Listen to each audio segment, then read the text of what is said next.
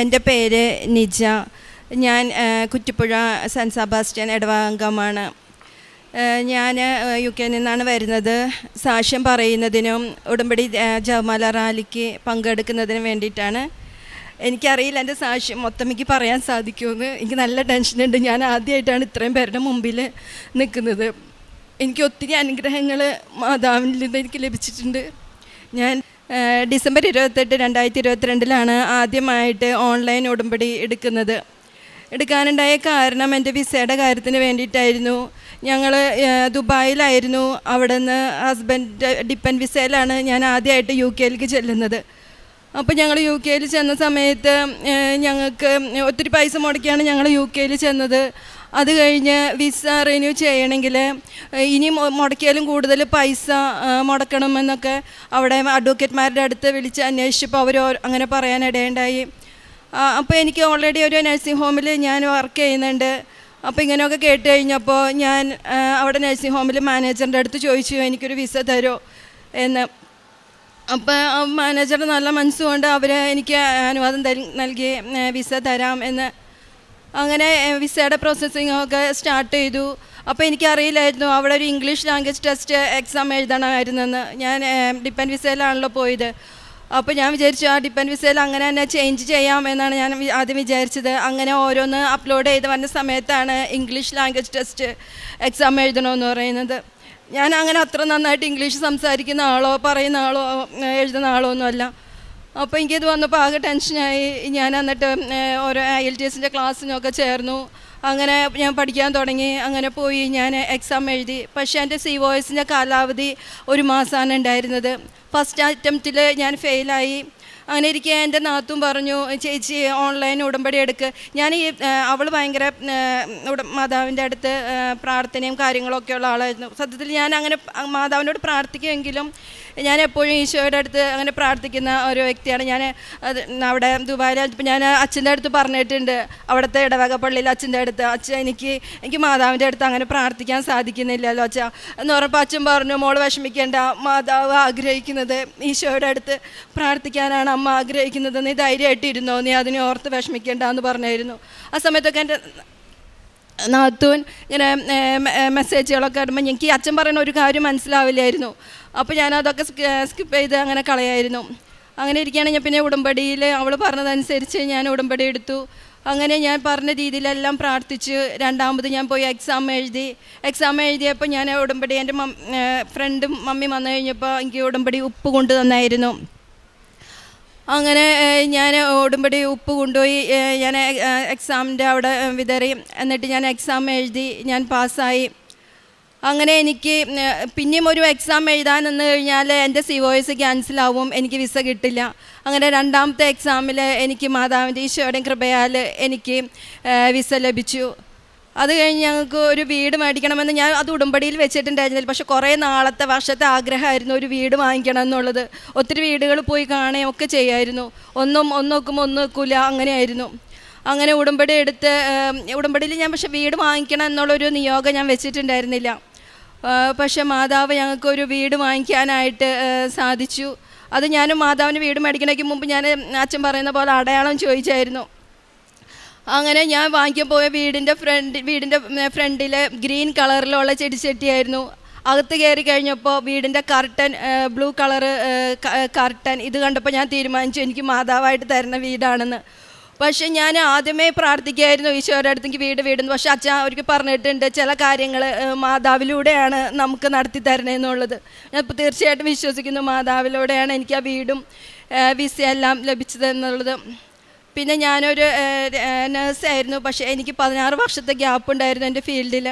ഞാൻ 16 വർഷം കല്യാണം കഴിഞ്ഞതിന് ശേഷം ഞാൻ ജോലിക്കൊന്നും പോയിട്ടുണ്ടായിരുന്നില്ല. പിന്നെ അവിടെ 1 വർഷം നഴ്സിംഗ് ഹോമിൽ ജോലി ചെയ്ത് കഴിഞ്ഞാൽ നേഴ്സായിട്ടുള്ളവർക്ക് CBT OSK എന്ന് പറഞ്ഞ 2 എക്സാം പാസ്സായി കഴിഞ്ഞാൽ രജിസ്ട്രേഡ് നേഴ്സായിട്ട് നമുക്ക് കയറാം. ആ 2 എക്സാം പാസ്സായി കഴിഞ്ഞാൽ അപ്പോൾ എനിക്കാണെങ്കിൽ ഇപ്പം പല ചേച്ചിമാരും എൻ്റെ അടുത്ത് പറയായിരുന്നു മോള് നേഴ്സല്ലേ, നീ എക്സാം എഴുത് പഠിക്കുക എന്നൊക്കെ. അപ്പോൾ എൻ്റെ മനസ്സിൽ ഞാൻ പറയായിരുന്നു എനിക്കതിനൊരു കഴിവില്ല, എങ്ങനെ പാസ്സാവാൻ. പക്ഷേ ആ ഉടമ്പടിയിൽ എനിക്ക് അസാധ്യമായ കാര്യം അത് ഉണ്ടായിരുന്നതുകൊണ്ട് ഞാൻ ഉടമ്പടിയിൽ വെച്ചായിരുന്നു. മാതാവിന് ഇഷ്ടമുണ്ടെങ്കിൽ എനിക്ക് അങ്ങനെ സാധിച്ചു തരട്ടെ എന്നുള്ള രീതിയിൽ ഞാനത് സാക്ഷ്യമായിട്ട് വെച്ചിട്ടുണ്ടായിരുന്നു. അങ്ങനെ ഞാൻ എക്സാമും ഓസ്കിയും CBTയും ഓസ്കിയും പഠിക്കാൻ തുടങ്ങി. എനിക്ക് 2 പേരെ മാതാവ് നിയോഗിച്ച് തന്നത് പഠിക്കാനായിട്ട്. എനിക്ക് NMC രജിസ്ട്രേഷൻ കാര്യങ്ങളൊക്കെ എങ്ങനെ ചെയ്യണം എന്താണെന്നൊന്നും എനിക്കറിയില്ലായിരുന്നു. ആ ചേച്ചിയിലൂടെ എനിക്ക് എല്ലാ NMC രജിസ്ട്രേഷനും കാര്യങ്ങളും എല്ലാം ആ ചേച്ചി വഴിയായിട്ട് ചെയ്യാൻ സാധിച്ചു. അതുപോലെ പഠിക്കാനായിട്ട് ഇത്ര നാളത്തെ ഗ്യാപ്പ് ഉണ്ട്, എല്ലാവരും ഒന്നേന്ന് പഠിക്കണമായിരുന്നു.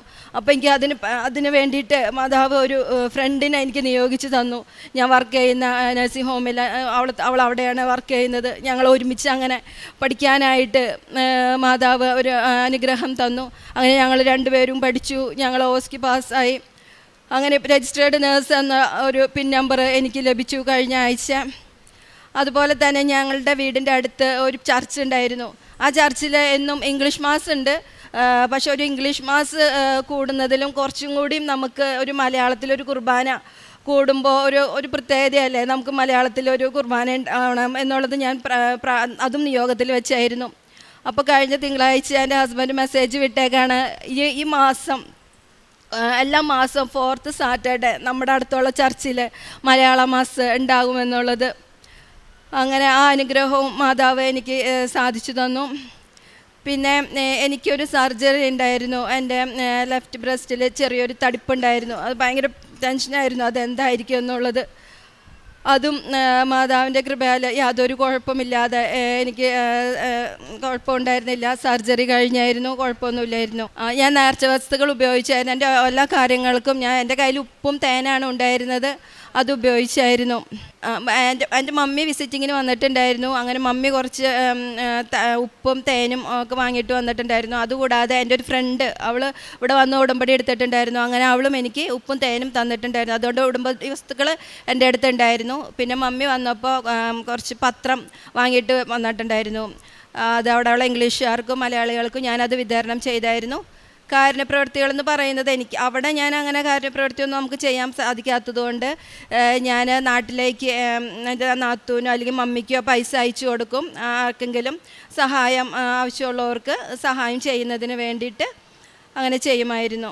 ഇത്രയും അനുഗ്രഹങ്ങളാണ് എനിക്ക് ഓൺലൈൻ ഉടമ്പടി എടുത്തതുകൊണ്ട് കിട്ടിയത്. കുമ്പസാരി അവിടെ എല്ലാ ദിവസവും സാധിക്കുന്ന ദിവസങ്ങളിലെല്ലാം ഞാൻ അവിടെ പള്ളിയിൽ പോകുമായിരുന്നു, പറ്റുന്ന ദിവസങ്ങളിൽ. പിന്നെ കുമ്പസാരിക്കുകയും ചെയ്യുമായിരുന്നു. 2 ആഴ്ച കൂടുമ്പോൾ കുമ്പസാരിക്കാൻ ചില സമയത്ത് സാധിക്കില്ലായിരിക്കും, എന്നാലും ഒരു മാസത്തിനുള്ളിലാണെങ്കിലും ഞാനത് കുമ്പസാരിക്കുകയൊക്കെ ചെയ്യുമായിരുന്നു. ദൈവമാതാവിനും ഈശോയ്ക്കും നന്ദി. വിശുദ്ധ യോഹന്നാൻ എഴുതിയ സുവിശേഷം 14-ാം അധ്യായം 27-ാം തിരുവചനം. ഞാൻ നിങ്ങൾക്ക് സമാധാനം തന്നിട്ട് പോകുന്നു, എൻ്റെ സമാധാനം നിങ്ങൾക്ക് ഞാൻ നൽകുന്നു. ലോകം നൽകുന്നത് പോലെയല്ല ഞാൻ നൽകുന്നത്. നിങ്ങളുടെ ഹൃദയം അസ്വസ്ഥമാകേണ്ട, നിങ്ങൾ ഭയപ്പെടുകയും വേണ്ട. യേശുവിൽ പ്രിയമുള്ളവരെ, നിജ ജോണിൻ്റെ സാക്ഷ്യം നമ്മോട് പറയുന്നത്, അമ്മ കൊടുക്കുന്ന കാര്യങ്ങൾ ഉടമ്പടിയിൽ വിശ്വാസവും വിശ്വസ്തതയും സത്യസന്ധതയും ഉണ്ടെങ്കിൽ അമ്മ തമ്പുരാനോട് ഉടനടി പരിഹാരം കാണിച്ചു കൊടുക്കും.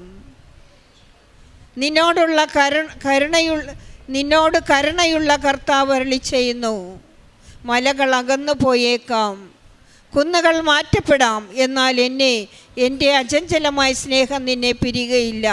എൻ്റെ സമാധാന ഉടമ്പടിക്ക് മാറ്റം വരുത്തുകയുമില്ല.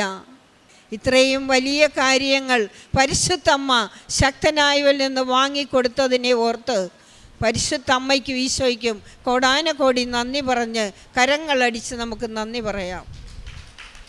അത്യപൂർവ ദൈവാനുഭവങ്ങൾ ഇനി നിങ്ങൾക്കും സ്വന്തം. ഈ യൂട്യൂബ് ചാനൽ ഇതുവരെ സബ്സ്ക്രൈബ് ചെയ്തിട്ടില്ലെങ്കിൽ ഇപ്പോൾ തന്നെ സബ്സ്ക്രൈബ് ചെയ്യുക. ഈ വീഡിയോ ഇപ്പോൾ തന്നെ നിങ്ങളുടെ സുഹൃത്തുക്കൾക്ക് ഷെയർ ചെയ്തുകൊണ്ട് കർത്താവിൻ്റെ പ്രേക്ഷിതരാകുക.